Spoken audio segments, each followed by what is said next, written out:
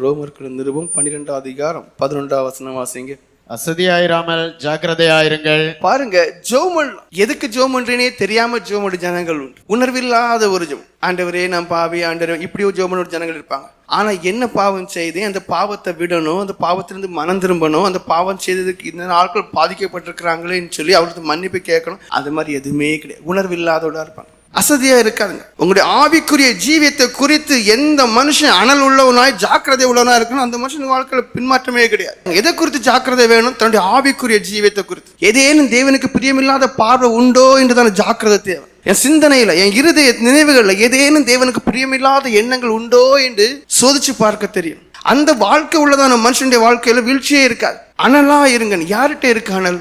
சாத்தானுடைய தூண்டுதல் தான் இருக்கு. பாவம் செய்யுங்கிற நெருக்கம் தான் இருக்க தவிர பரிசுத்தமாயிரு, தேவனுக்கு பிரியமாயிரு, சாட்சியாயிரு, 4 பேரை உன்னுடைய வாழ்க்கையை பார்த்து உன் பக்கம் வரணுங்கிறதான அந்த அனல் உள்ள இருக்கா? இல்ல. வேதம் சொல்லுது, பின்னிட்டு பார்க்காத, உன் ஜீவன் தப்ப ஓடிப்போ, பின்னிட்டு பார்க்காத. ஆனா என்ன பண்றாங்க?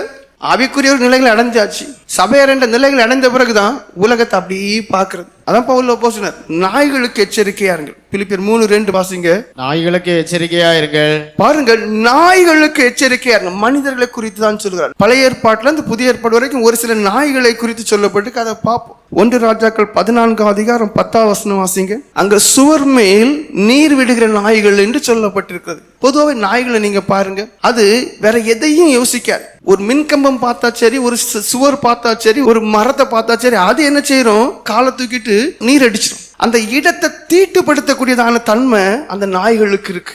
ஒரு சில மனுஷனும் இதே நாய்களை போன்றவர்கள், கண்களின் இச்சை உடையவர்கள், மாம்சத்தின் இச்சை உடையவர்கள். இதனால அடுத்த குடும்பம் நாசமாகுது, பிள்ளைகள் நாசமாகுது, அவங்களுடைய வாழ்க்கை நாசமாகுது. அந்த எண்ணமே கிடையாது. அடுத்தவர்களை தீட்டுப்படுத்திட்டு போயிடுவாங்க. 22 சங்கீதம் 16 வசனத்தை வாசிப்பீர்களே ஆனால் அங்கு சூழ்ந்து கொள்ளும் நாய்கள் என்று சொல்லப்பட்டிருக்கு. நம்ம வாழ்கிறமே இந்த காலகட்டம், இது பொல்லாதவர்கள் சூழ்ந்திருக்கக்கூடியதான ஒரு காலம். தேவ பிள்ளைகளுக்கு விரோதமாக பொல்லாதவர்கள் சூழ்ந்து கொண்டு கிரியை செய்யக்கூடியதான காலமும் ஜனங்கள் நிறைந்தவர்களுமாகவே இருக்கிறார்கள். 59 சங்கீதம் 6 வசனத்தை வாசிப்பீர்களே ஆனால் அங்கே ஊரை சுற்றி திரிந்து ஊழையிடக்கூடியதான நாய்கள். ஒரு விதமான மனுஷனோட தன்மை என்ன? வீட்டுல உட்கார முடியாது, தன்னை தவிர மீது எல்லா காரியங்களையும் அறியணும். அதுக்கு பிறகு ஊழை விட்டுட்டே தெரியணும், குறை சொல்லிட்டே திரிவாங்க, கோல் சொல்லிட்டே திரிவாங்க. இப்படிப்பட்ட நாய்கள் நிறைய உண்டு. எஸ்ஐ 56:11 வாசிப்பீர்களே ஆனால் அங்க பெரும் வயிற்று நாய்கள் என்று சொல்லப்பட்டிருக்கு. சோம்பேறிகள், வேலைக்கு போக மாட்டாங்க, ஆனா விதவிதமா சாப்பிடணும்.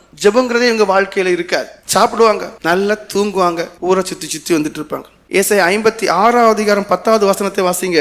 அவனுடைய காவற்காரர்கள் எல்லாரும் ஒன்றும் அறியாத குருட, அவர்கள் எல்லாரும் குலைக்க மாட்டாத ஊமையான நாய்கள். பாருங்க, இந்த ஊமையான நாய்கள் கொலைக்க தெரியணும். மனைவி தப்பு பண்ணும் போது அந்த புருஷன் கொலைக்க தெரியணும். அந்த புருஷன் தப்பு பண்ணும் போது அந்த மனைவி கொலைக்க தெரியணும். இந்த வீட்டுக்கு இதெல்லாம் ஆகாது. இது எல்லாம் மூடி அதாவது ஆச்சரியமான ஒரு காரியம். நம்ம கடைசி காலத்துல கடைசி இருக்கும். பாவங்கிறது பாவம் இல்லைங்கிற ஒரு நிலைமைக்கு வந்துட்டோம். பாவத்தை அது பாவமா பார்க்காத அளவுக்கு சரி இதெல்லாம் உள்ள இப்படியே சொல்றாங்க. கடைசி காலத்துல இருக்கும் ஊமையான நாய்கள். எதுக்கு கொலைக்கணுமோ அதுக்கு கொலைக்க மாட்டாங்க.